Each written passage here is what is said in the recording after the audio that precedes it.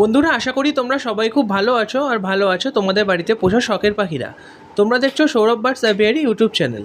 তো বন্ধুরা, তোমরা কিন্তু অনেকেই প্রশ্ন করো যে বাজরিগার পাখি বাড়িতে আনা অনেক দিন হয়ে যাওয়ার পরেও কিন্তু ঠিকঠাকভাবে জোড়া নেয় না। তো তোমরা কিভাবে সঠিকভাবে জোড়া দেবে তাই নিয়ে ভিডিওতে আজকে আলোচনা করব। তো কোনো জায়গায় স্কিপ করে গেলে কিন্তু চলবে না, পুরো ভিডিওটি তোমাদের শেষ পর্যন্ত দেখতে হবে। চলো তাহলে ভিডিওটি শুরু করা যাক।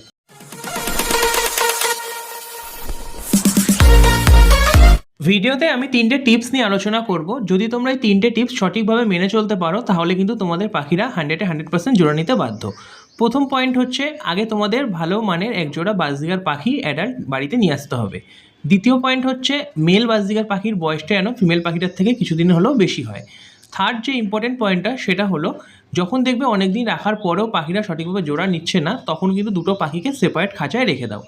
কিছুদিন পরেই দেখবে একে অপরের প্রতি আকর্ষণটা বাড়বে। তখন যদি তোমরা 10-15 দিন পর এক খাঁচায় আবার রাখে দাও পাখিদের, তাহলে দেখবে খুব তাড়াতাড়ি কিন্তু পাখিরা জোড়া নিয়ে নিচ্ছে। তো বন্ধুরা, এই 3টে টিপস যদি তোমরা মেনে চলতে পারো তাহলে দেখবে তোমরা কিন্তু ভালো রেজাল্ট পাবে, অত্যন্ত তাড়াতাড়ি কিন্তু পাখি জোড়া নিয়ে নেবে।